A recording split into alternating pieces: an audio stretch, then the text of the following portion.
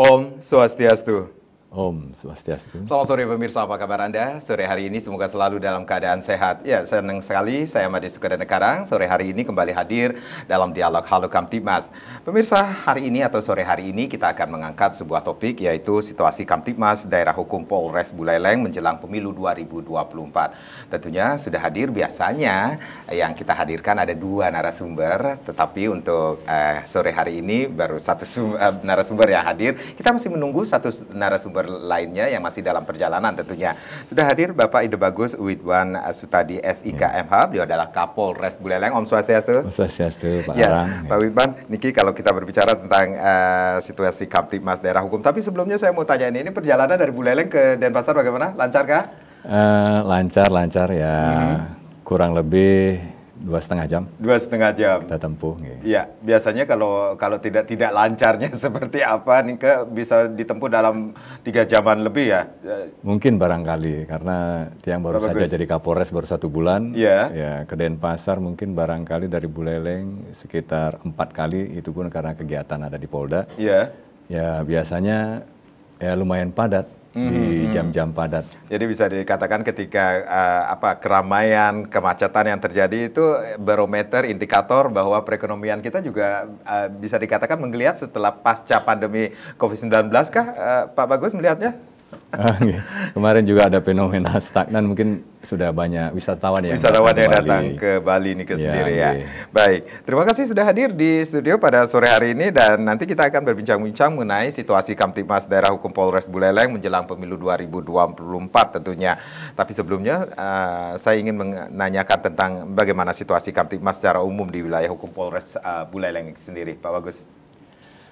Situasi Kamtibmas di wilayah hukum Polres Buleleng sampai saat ini aman, kondusif. Ya, tidak ada hal-hal yang menonjol. Namun ada beberapa gangguan sesuai dengan trennya dari 2022-2023 sesuai dengan data kita, bahwa ada kecenderungan meningkat. Baik itu kejahatan ya, street crime itu yang 3C, curas, curanmor, punya kecenderungan meningkat. Laka lantas kita juga meningkat, termasuk juga fatality, korban meninggal dunia juga meningkat. Mungkin itu, dan penanganan kasus narkoba juga meningkat. Yaitu, namun saya melihat di sini ada benang merah bahwa sejalan dengan apa yang disampaikan BNNK Kabupaten Buleleng, bahwa narkoba di Buleleng ini zona merah, red zone, diberikan oleh BNNK. Nah, dari beberapa perkara yang kita tangani, termasuk yang kita ungkap, khususnya curanmor, curat,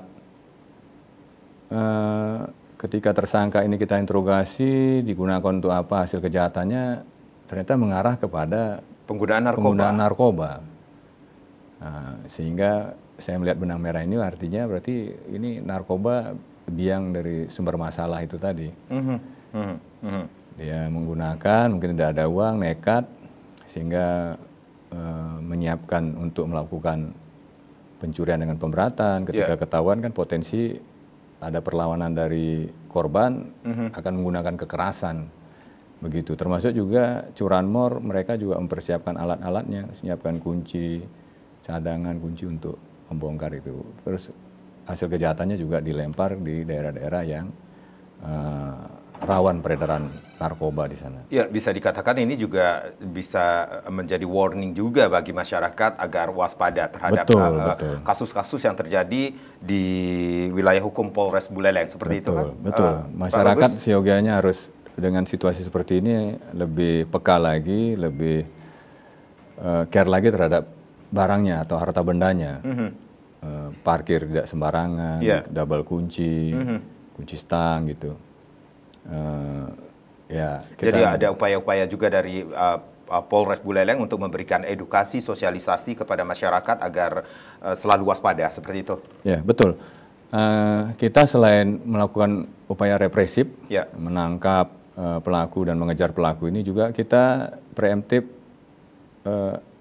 itu juga kita kerjakan gitu.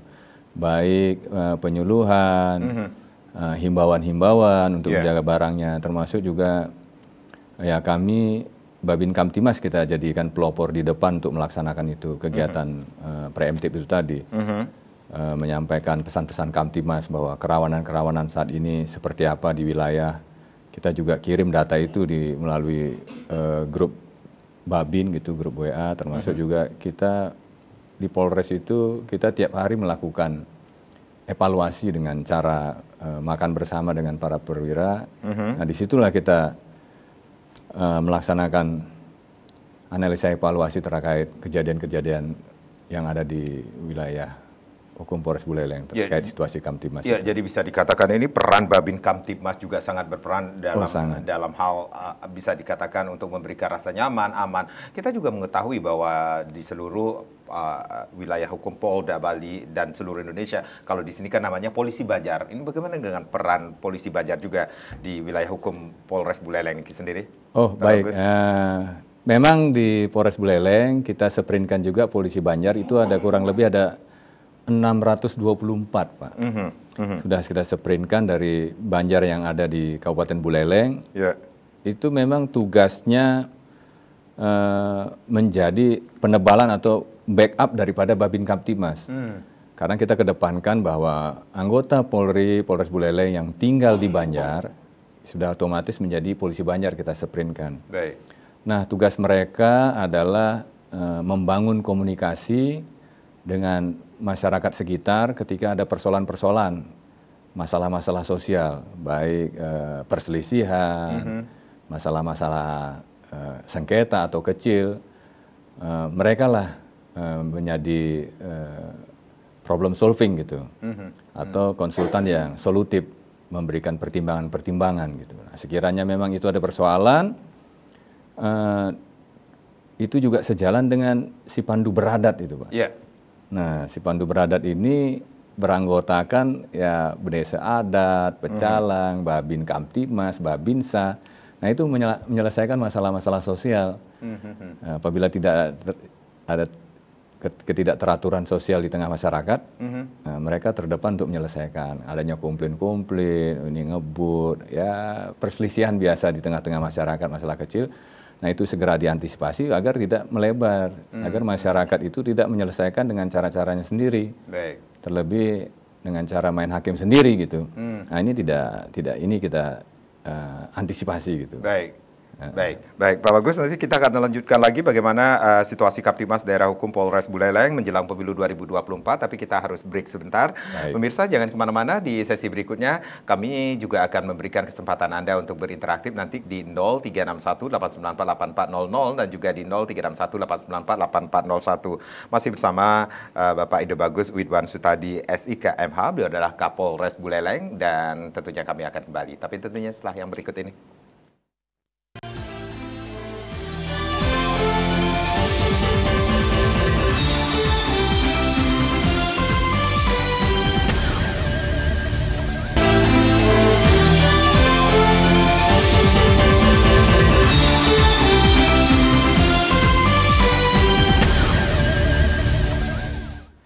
Baik, terima kasih Anda yang baru saja bergabung bersama kami di Halo Kamtibmas. Bagaimana situasi Kamtibmas Daerah Hukum Polres Buleleng menjelang pemilu 2024 masih kita angkat menjadi topik kita pada sore hari ini. Nah, hari ini atau tadi saya sempat mengatakan kita sedang menunggu salah satu narasumber saya. Sudah hadir Bapak Nyoman Budi Adnyana SH MH CLA. Beliau adalah seorang praktisi hukum sekaligus Ketua Pradi Bali tentunya. Om Swastiastu Pak Budi. Swastiastu Pak Budi. Sehat selalu ya. Harus sehat Pak Budi. Harus sehat selalu. Aduh, ini kalau saya didampingi orang-orang satu daerah, satu asal, ini saya senang sekali nih kalau kita berbicara tentang Buleleng gitu sendiri. Asli Buleleng, anak asli Ake Buleleng gitu. Pak Budi sehat selalu ya? Sehat Pak Budi. Nah, ini agak-agak keterlambatan ini karena ada kegiatan atau apa? Ada traffic light tadi agak lama, yang di Gatot Subroto. Itu saya tadi juga sudah bertanya kepada Pak Kapolres ini bagaimana perjalanan dari Buleleng ke atau Singaraja ke Denpasar ini cukup lancar aja seperti itu. Biasanya sih ada traffic jamnya sekitar daerah tujuan wisata seperti itu. Ini indikatornya perekonomian kita sedang membaik kan, menuju ke arah yang lebih baik kah, Pak Budi?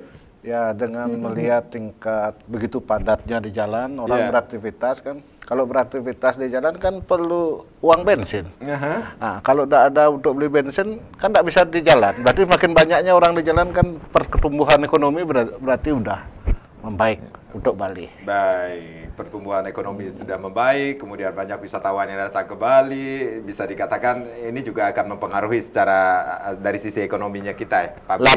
18.000 wisatawan asing setiap hari sekarang. Wah, ini menjadi dalam tahun 2023 itu 5,3 juta wisatawan asing. Apalagi kalau 2024 ini sendiri ada target 7 juta wisatawan mancanegara yang akan kita datangkan ke Bali, Pak Budi? Ya, itu targetnya untuk 2024. Bertambah lagi nih pekerjaan bapak-bapak polisi kita, termasuk juga di Polres Buleleng ini sendiri. Tadi juga sempat Pak Budi, saya sempat bertanya sama Pak Bagus tentang bagaimana situasi secara umum di wilayah hukum Polres Buleleng ini sendiri. Ini cukup menjadi perhatian kita ini. Kejahatan secara konvensional bisa dikatakan 3C itu juga cukup grafiknya meningkat, kemudian lalu lintas meningkat, narkoba juga meningkat, bahkan BNNK mengatakan bahwa Singaraja atau Buleleng merupakan zona merah seperti itu, Pak Budi. Jadi kalau misalnya tingkat pengungkapan kasus narkoba tinggi, jadi dalam kacamata media kan jadi tinggi. Oh, ya. Berarti ini kinerja dari bidang narkotikanya Polres Buleleng yang kerja sebenarnya. Kalau tidak sering operasi, pasti tidak ada temuan. Tapi kalau banyak temuan, berarti kerjanya sudah sangat maksimal. Karena kalau narkotika kan hampir terjadi di semua kabupaten ini. Baik. Terjadi di semua kabupaten. Nah, sebenarnya yang kita harus prihatin dalam kasus narkoba ini kan satu, gimana mereka anak-anak muda yang sebenarnya berkategori korban ini untuk bisa misalnya mendapat pendekatan dalam menyelesaikan masalah mereka itu dengan rehabilitasi. Terdengar Pak Kapolres? Patut. Nah, jadi dengan pendekatan rehabilitasi kan kita harus melihat potensi mereka sebagai anak muda untuk bisalah dibuat agar tidak mereka kemudian dipidana dan masuk penjara yang hasilnya belum tentu setelah keluar penjara jadi baik. Nah, jadi kita harus sama-sama nih, kita masyarakat Buleleng dengan aparat penegak hukum untuk sama-sama menjaga generasi muda kita. Pertama tentu preventifnya, mencegah mereka untuk melakukan itu. Mungkin dari Polres bisa, nggak tahu tadi udah disampaikan apa belum, misalnya penyuluhan ke sekolah-sekolah, ke Banjar-Banjar. Karena narkotika ini tidak mengenal kota, tidak mengenal desa nih. Dimanapun ada komunitas yang ingin melakukan itu di desa pun terjadi, di kota pun terjadi. Jadi tidak ukuran itu, tidak ukuran. Misalnya di Bangli terjadi juga kok. Baik. Kalau Denpasar jangan lagi dibilang kan, lagi dibilang. Nah, jadi saya melihat ini menjadi PR, bukan hanya PR-nya Pak Polisi, tapi PR kita semua. Baik. Sebenarnya kalau mau itu kan misalnya di tingkat Banjar ya. Sebenarnya warga Banjar kalau di Bali kan sangat tahu aktivitas masing-masing orangnya. Sehingga diperlukan misalnya koordinasi dengan tadi Polisi Banjar. Sana kira-kira ini ada kejadian gini nih, antisipasi lebih awal tuh gitu. Nah, hal-hal seperti itu perlu lakukan. Karena apa? Kita harus melihat anak-anak muda ini kan bisa aja mereka korban sebenarnya. Betul. Misalnya dijebak temannya untuk pakai, atau dipaksa temannya untuk pakai. Nah, mereka ini korban. Kalau dia korban kan kita harus mau mengulurkan tangan semua pihak termasuk APH, aparat penegak hukum untuk mengarahkan mereka rehabilitasi. Karena ketika sekali terstigma mereka sebagai pengguna atau pengedar, mereka akan sulit untuk kembali ke masyarakat. Masyarakat dah menerima, kau udah pernah masuk penjara. Nah, itu kan memotong masa depan mereka. Baik. Itu. Pak Kapolres atau Pak Bagus, niki pendekatan seperti apa yang dilakukan dari pihak kepolisian kepada masyarakat untuk memberikan edukasi, sosialisasi kepada masyarakat betapa bahayanya narkoba itu sendiri, apalagi status yang disandang Kabupaten Buleleng niki sendiri sudah menjadi warning juga. Oke. Bu Niki, Pak, saya sejalan dengan pikiran dari beliau bahwa kita memang khususnya korban, kita sih memang memenjarakan itu opini yang kedua ya. Sehingga kita melakukan langkah-langkah juga kegiatan preemptif bahwa di mana kemarin ini kita ngungkap kasus narkoba, khususnya dari bandar-bandar yang kita selalu kejar, Pak. Kemarin terakhir, hari Senin kemarin tiang rilis, hari Sabtu di Pegayaman itu marak bahwa ada bandar, kita lakukan penggerebekan, kebetulan bandarnya kabur, Pak. Jadi kita temukan di sana ada senjata api rakitan, ada senjata tajam, ada pistol airsoft gun dengan gotri-gotrinya. Jadi memang kita yang kita kejar itu adalah bandarnya dan pengedarnya. Nah, untuk pengguna kita juga melakukan langkah-langkah preemptif, Pak. Kita sudah bekerja sama di mana daerah-daerah kita sering ungkap, seperti di Seririt, kita sudah koordinasi dengan BNK dan Kepala Desa Pak Mekel di sana, Desa Adat juga, melalui kegiatan-kegiatan Jumat Curhat kita juga tampung itu masukan-masukannya. Memang mengkhawatirkan sekali, Pak. Kita nih keberadaan polisi ini kan menjamin rasa aman, rasa nyaman, dan keamanan di tengah-tengah masyarakat. Nah, kita menjawab hal itu dengan melakukan operasi penindakan, tapi tidak hanya khusus pada bandarnya saja. Untuk pemudanya, kita juga lakukan sosialisasi, penyuluhan. Contohnya kayak kemarin saya datang hadir di SMA gitu untuk menyampaikan penyuluhan bahwa gangguan Kamtimas ini tidak menyasar di masyarakat, tapi di kalangan pelajar juga sudah marah. Nah, mari kita lindungi. Guru-guru juga jangan bosan-bosan untuk mengingatkan, terus siswanya juga hati-hati dalam pergaulan, jangan mau mencari aktualisasi diri dengan cara yang salah. Carilah aktualisasi diri yang lebih positif gitu, dengan pendekatan mungkin seni, budaya, pendidikan gitu, dan olahraga barangkali begitu. Itu kita sampaikan. Termasuk juga kemarin saya ke Sidetape, Pak. Saya sudah 2 kali. Memang di situ juga beberapa kali pengungkapan arahnya ke situ. Saya juga dengan Pak Mekel, Kepala BPD, tokoh-tokoh di sana juga. Kami akan menggarap masyarakat ini, jangan kami aja dituntut untuk melakukan ungkap. Hukum positif bagi bandar kita kerjakan, tapi kita lindungi masyarakatnya. Mungkin nanti di sana akan membuat prarem gitu, untuk melindungi warganya dan memberikan hukuman juga kalau yang terjerumus terlibat peredaran gelap narkoba niki. Di Patemon juga, di Loko Pakso juga yang kita kenal banyak. Kemarin kita sudah ada contoh di Sangsit itu. Sangsit menerapkan sanksi praremnya ada, menerapkan sanksi adat di sana. Jadi di situ cukup efektif, malah ketika mereka tidak mau dan mau tetap terjerumus itu, keluar dia. Keluarkan dari Banjar. Ya, keluar. Enggak masuk, keluar dia tempat tinggalnya gitu. Jadi akan kelihatan nampak. Sehingga warga di Sangsit itu terlindungi. Bagi yang tidak, memang kita punya data sesuai dengan data pengungkapan kita baik tahun lalu, termasuk juga saat ini, desa-desa itu kita ajak. Bahkan saya langsung kunjungin gitu. Termasuk di Mance Desa itu kemarin saya aktif ke 3 Wase, Sidetape, saya aktif ke sana untuk menyampaikan, ketemu langsung dengan para tokoh, para Mekel, kepala BPD di sana, untuk mengajak masyarakat, mari kita sama-sama memerangi dengan perannya masing-masing yang bisa kita kerjakan. Jadi bisa dikatakan kita ini lindungi masyarakat. Upaya dari Polres Buleleng ini sendiri untuk memberikan edukasi, sosialisasi betapa bahayanya narkoba itu juga sudah sering tetap dilakukan. Tetap.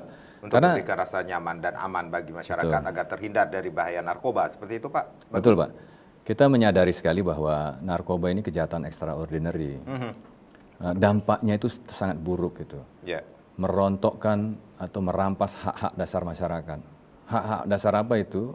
Hak untuk tumbuh, berkembang, dan produktif. Nah, ini sudah nampak daya saing kita menjadi rendah.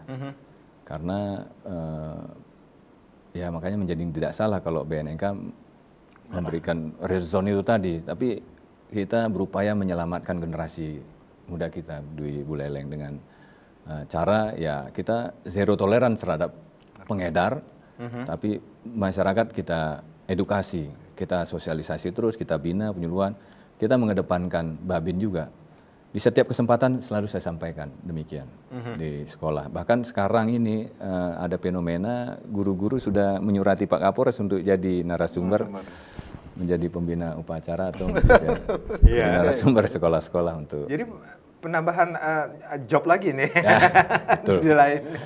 Tidak masalah. Bapak Kapolres, tetapi untuk memberikan demi masyarakat, edukasi sosialisasi kepada masyarakat seperti itu, Pak Kapolres. Iya. Seperti itu? Iya, seperti itu demi masyarakat kita semuanya. Upaya-upaya itu tidak hanya menjadi tanggung jawab dari polisi saja, seperti kata Pak Budi dan juga Pak Kapolres, ini menjadi tanggung jawab kita bersama agar red zone dari yang disandang Kabupaten Buleleng oleh BNNK ini bisa terhapuskan seperti itu, Pak Bagus? Jadi menarik ini. Ya. Putra daerah menjadi Kapolres, mappingnya canggih nih. Mappingnya baru 3 bulan, saya lihat mappingnya Pak Kapolda bagus, Pak. Pak Kapolres maksudnya. Pak Kapolres sangat tepat itu. Daerah-daerah yang disasar itu sangat menarik. Dari tadi saya lihat, wah ini bapaknya baru 3 bulan udah mappingnya jelas. 1 bulan, Pak. 1 bulan? 1 bulan. 1 bulan. Iya, Pak. Mappingnya jelas. Jadi daerah-daerah rawan itu udah terpetakan sebenarnya. Jadi kalau kemudian dapat job tambahan, ya itu mungkin tanggung jawab sejarah kita sebagai orang Singaraja, Pak. Ya, tanggung jawab moral, Pak. Pak Kapolres kalau mau cari talent tambahan ada putra daerah lagi yang siap mendukung. Baik, kita rehat sejenak, nanti kita akan lanjutkan lagi pemirsa di sesi berikutnya. Silakan Anda yang ingin bergabung bersama kami di 0361 894 8400 dan juga di 0361 894 8401. Situasi Kamtibmas Daerah Hukum Polres Buleleng menjelang pemilu 2024 masih kita angkat menjadi topik kita di Halo Kamtibmas. Kami akan kembali sesaat lagi.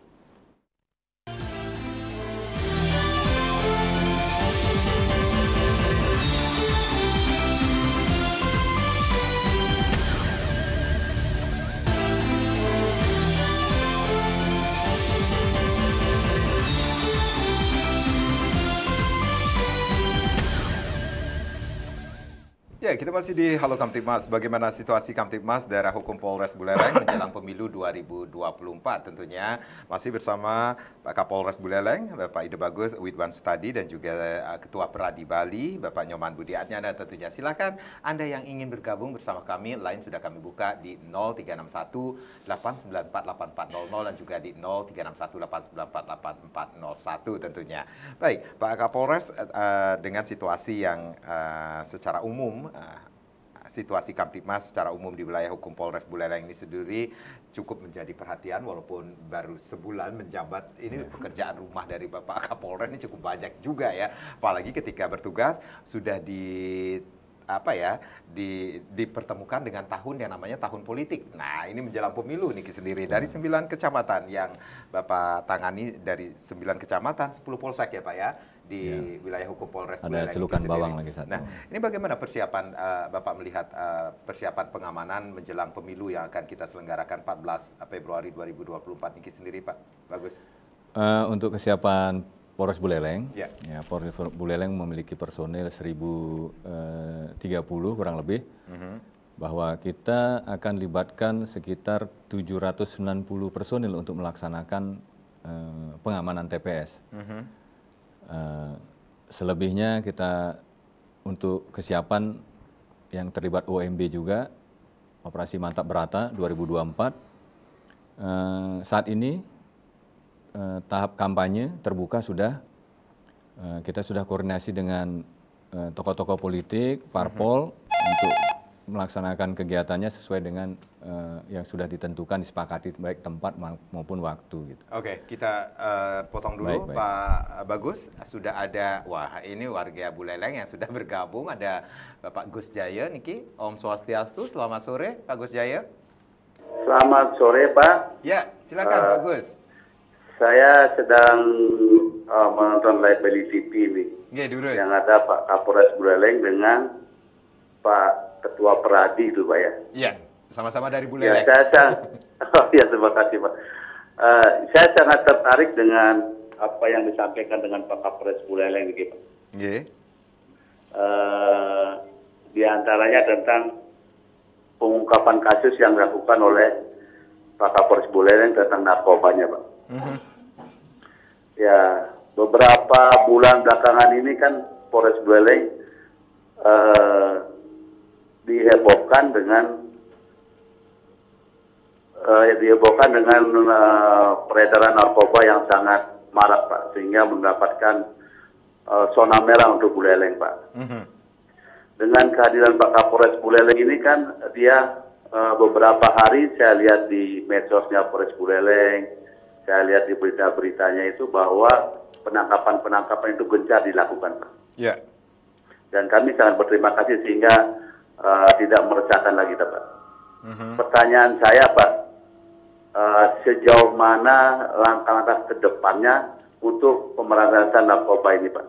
Kemudian hanya sebatas penangkapan yang kecil-kecil saja atau nanti bandarnya diberantas juga Pak? Ya, tapi kami apresiasi atas tindakan Kapolres Buleleng yang baru 1 bulan menjabat memprioritaskan berantasan tindak pidana narkoba di Buleleng gitu Pak. Dan ini sungguh sangat luar biasa Pak, dan kami berikan apresiasi Pak. Saya harapkan dari masyarakat untuk hal ini tetap ditindaklanjuti, jangan berhenti sampai di sini Pak. Mungkin bisa mengkaitkan dengan menggandeng tokoh-tokoh masyarakat agama yang ada di desa untuk sama-sama memberantas tindak pidana narkoba ini Pak. Sukses Pak. Nggih, sukses. Wah, ini harapan dari warga Buleleng ya, Pak Gus Jaya niki sendiri tentang apa yang sudah dilakukan pihak Polres Buleleng di bawah kepemimpinan Bapak Bagus Widwan Sutadi niki sendiri ya. Ada apresiasi dari warga Buleleng sendiri, walaupun baru sebulan ini langkah-langkahnya cukup mengagetkan masyarakat Buleleng juga. Nah, ini langkah-langkah pemberantasan narkoba yang apa yang akan dilakukan dari Polres Buleleng sendiri, Pak Bagus? Sesuai tadi Pak Gus Jaya yang menyampaikan bahwa kami tidak akan berhenti. Kami sepakat tidak akan berhenti hingga pada nanti tutup akhir tahun 2024. Mudah-mudahan apa yang disandang Buleleng tidak red zone lagi, Pak.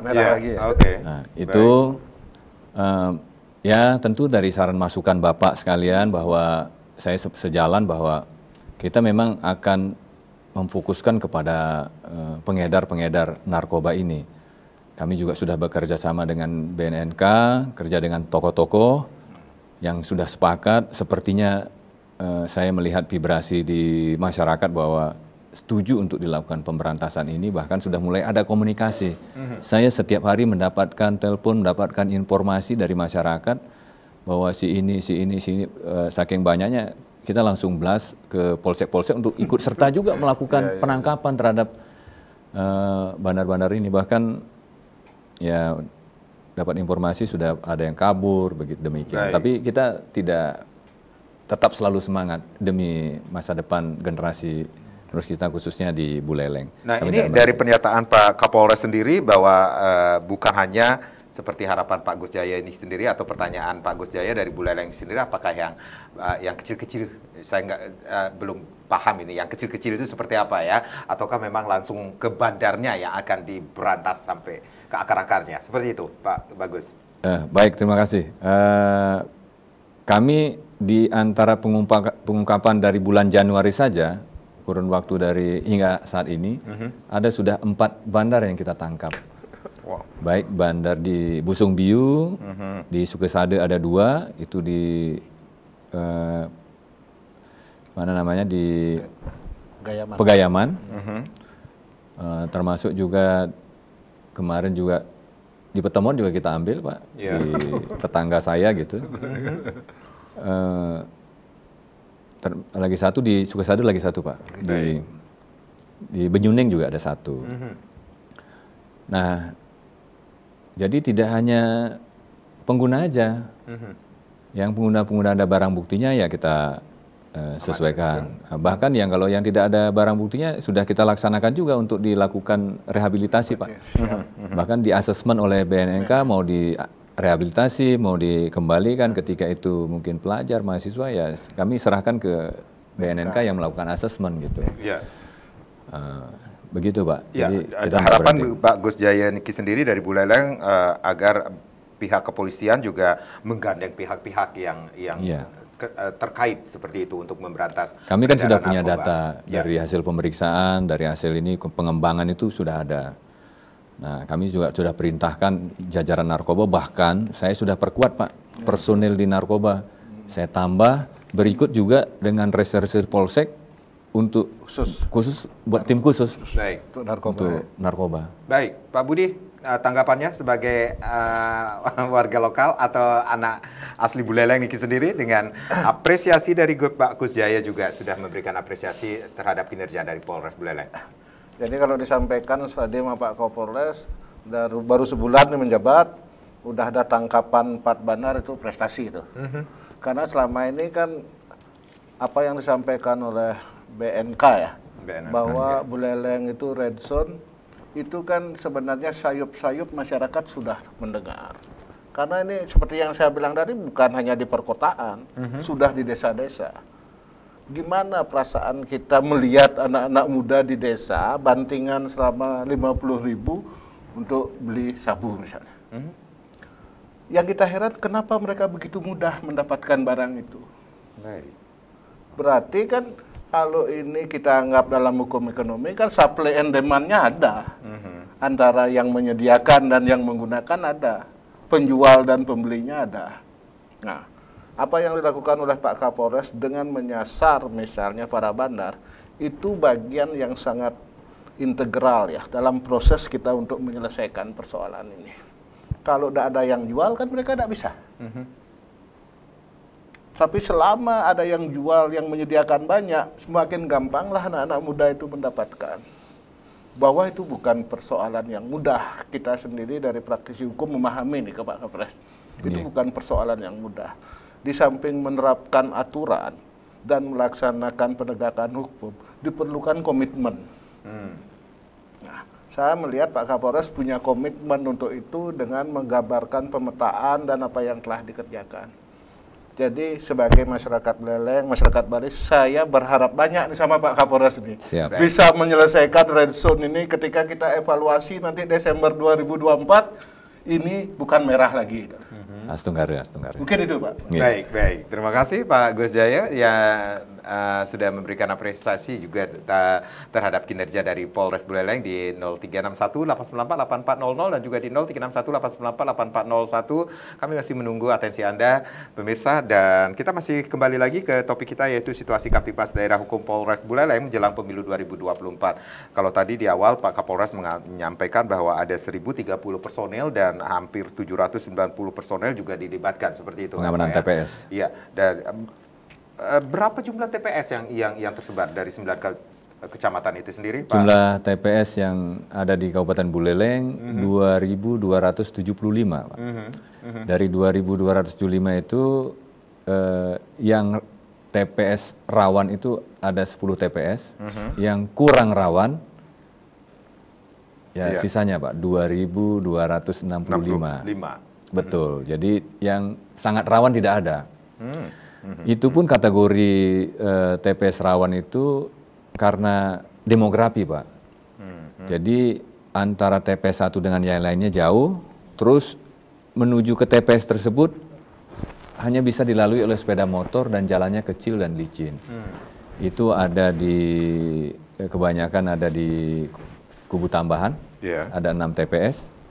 Nah, itu memang medannya kita sama-sama tahu di sana cenderung dingin, sering turun hujan. Ya Bengkale naik itu, Pak. Terus ada 2 TPS di Kota Singaraja, itu TPS khusus, Pak. Ya, khusus di Kampung Kajanan, khusus TPS wanita dan TPS lapas, Pak. 1 TPS lapas dan 2 di Grogak di Sumber Kelampok. Itu karena demografi saja, tidak karena histori. Ya, jadi bisa dikatakan ini dari TPS rawan yang berjumlah 10 ini sendiri mendapat perhatian khusus dari pihak kepolisian juga dari Polres Buleleng. Betul, kita berikan perhatian, hanya saja masalah pola pengamanannya saja. Jadi 1 TPS 1 anggota Polri. Kalau yang kurang rawan kan kita 3 TPS 1 anggota Polri yang melaksanakan pengamanan agar mencukupi.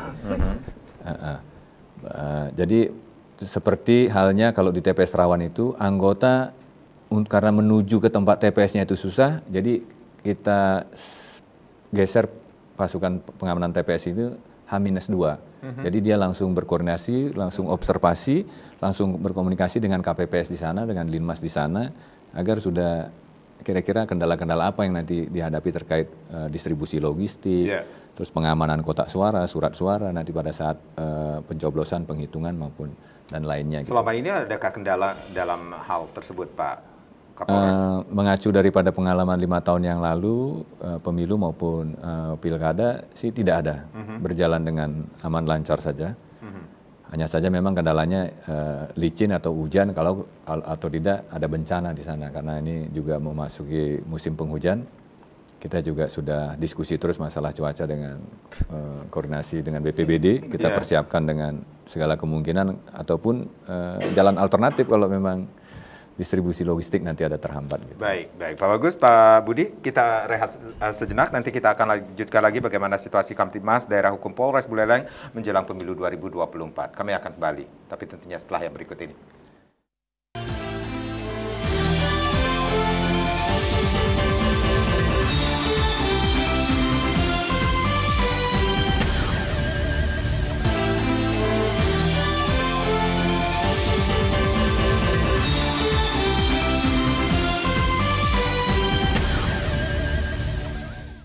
Ya, bagaimana situasi Kamtibmas Daerah Hukum Polres Buleleng menjelang pemilu 2024? Masih kita angkat menjadi topik kita di Halo Kamtibmas. Silakan Anda yang ingin bergabung bersama kami. Kami masih memiliki atau Anda masih memiliki kesempatan untuk berbincang-bincang langsung bersama Bapak Kapolres Buleleng ataupun bersama Ketua Peradi Bali di 0361844800 dan juga di 0361894841 tentunya. Pak Kapolres, kalau kita berbicara tentang Kabupaten Buleleng yang bisa dikatakan secara topografinya cukup luas, paling luas di Bali Niki sendiri, 9 kecamatan, 10 polsek, kemudian menghadapi pemilu Niki sendiri ada 2.275 TPS seperti yang Pak Bagus sampaikan ini sendiri. Ini, suhu politiknya bagaimana sih Pak, Bapak Mandira ini? Dengan semakin mendekati ke sini, di tahapan kampanye sudah terbuka, memang agak menghangat. Hanya saja tidak signifikan, seperti ya biasa-biasa saja. Sudah mulai ada permohonan-permohonan untuk melakukan kampanye terbuka di lapangan-lapangan yang sudah ditentukan oleh penyelenggara pemilu di Kabupaten Buleleng. Sudah mulai banyak usulan dan sudah mulai banyak sering dikunjungi oleh peserta pemilu. Di Kabupaten Buleleng memang masyarakatnya memang paling banyak gitu. Di sana kan DPT-nya ada 611.000 DPT dengan heterogennya, jadi sudah saling tarik-menarik. Nah, ini juga kita sudah mengambil langkah-langkah antisipasi, Pak. Ya, berarti ada antisipasi gangguan Kamtibmas menjelang pemilu?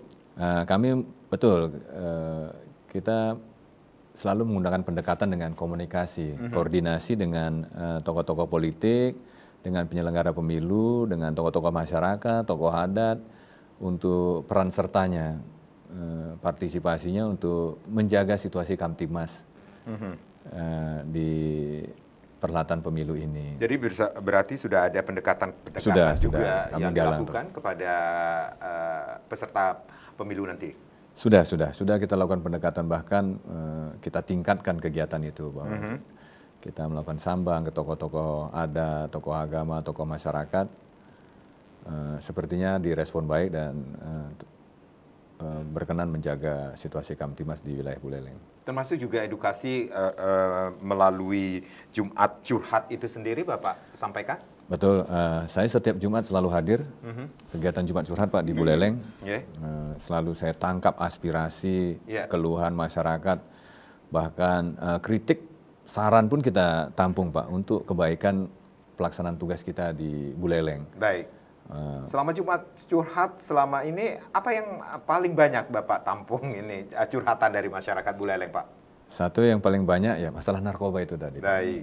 Sama masalah keresahan di masyarakat atau kurang nyaman karena knalpot brong. Menjelang pemilu ini cukup aktif kegiatan knalpot brong dan kita sudah ngambil langkah-langkah. Apa ya langkah-langkah yang diambil? Kurun waktu bulan Januari ini kita sudah mengamankan 102 knalpot brong. Jadi kita juga melakukan penilangan, termasuk juga balapan liar.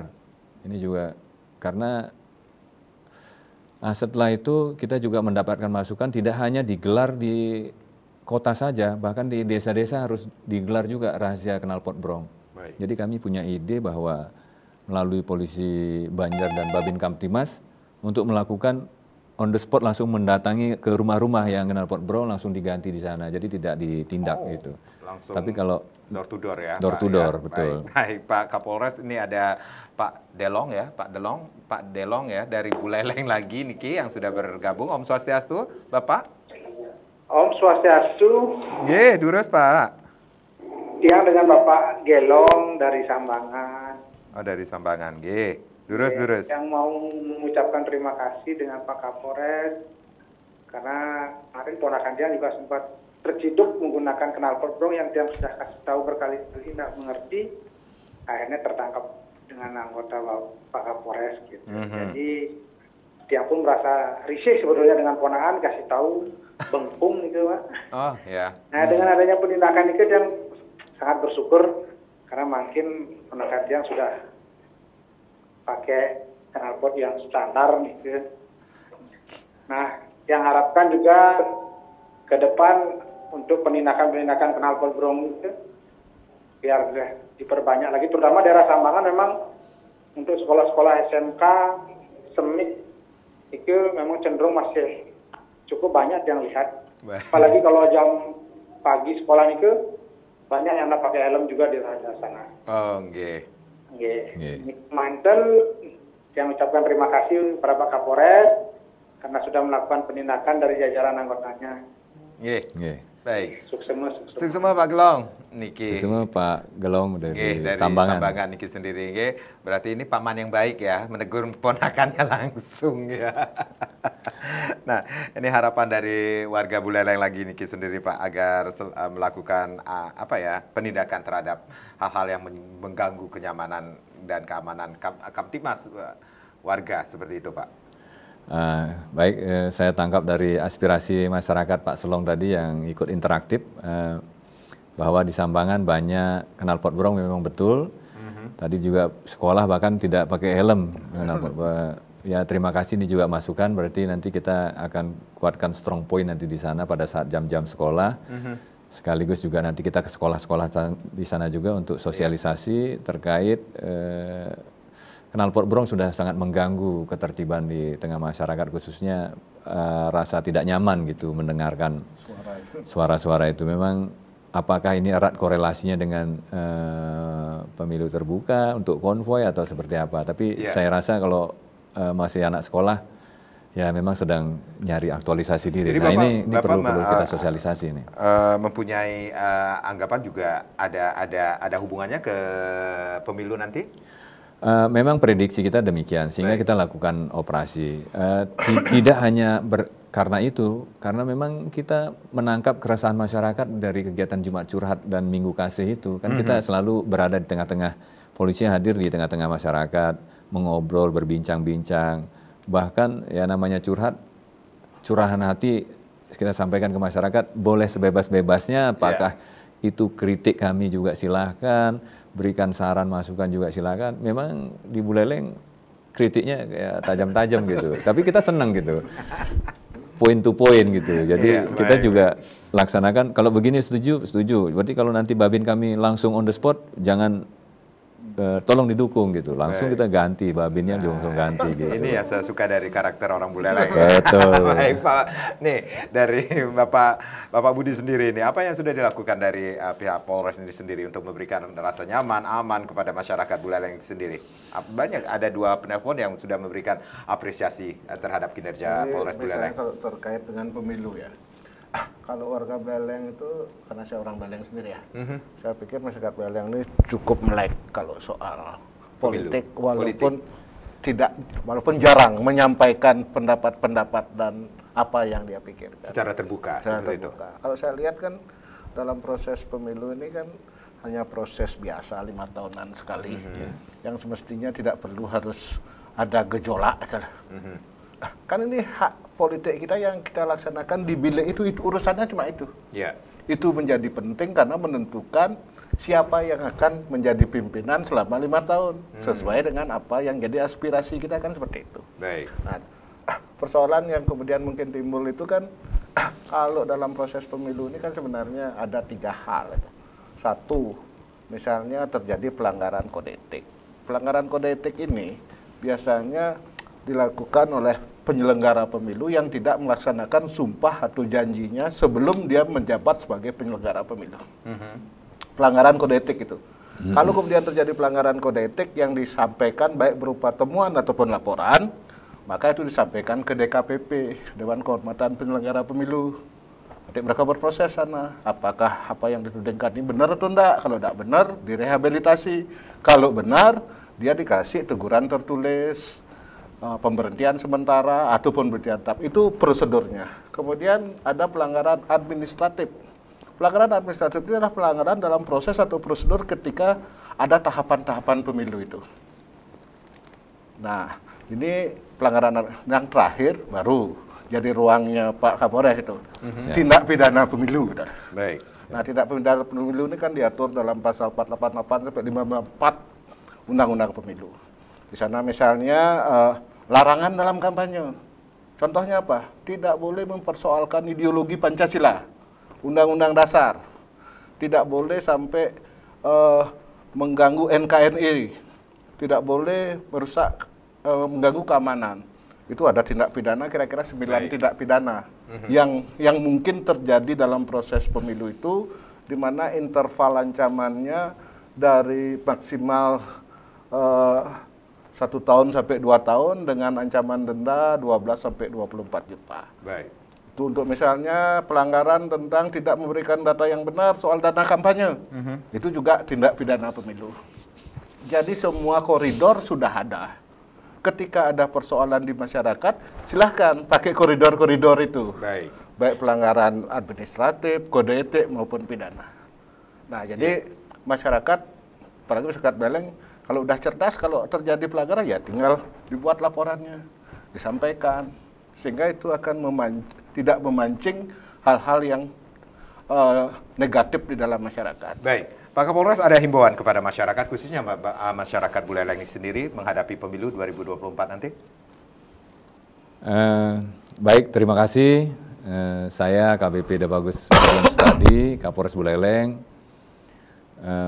mengajak dan menghimbau seluruh masyarakat, seluruh elemen masyarakat, Kabupaten Buleleng, baik tokoh agama, tokoh masyarakat, tokoh politik, untuk bersama-sama menjaga stabilitas keamanan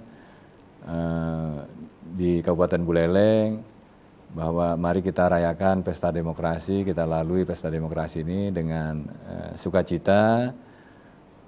Semoga Buleleng dapat melalui proses pemilu ini dengan berjalan dengan lancar, aman, dan damai. Kami mengajak seluruh elemen masyarakat untuk peran serta dan partisipasinya untuk mewujudkan Buleleng yang aman dan kondusif. Baik, yang namanya pesta harus sukacita. Dilalui dengan sukacita, riang gembira seperti itu. Gembira. Pak Kapolres, terima kasih. Pak Budi, terima kasih sudah sharing, dan juga untuk pemirsa yang sudah memberikan atensi tadi di 0361848400 dan juga di 01 tentunya. Saya Madi Sukadana Karang. Terima kasih, kita berjumpa lagi di lain kesempatan. Sampai jumpa. Om Santi Santi Santi Om.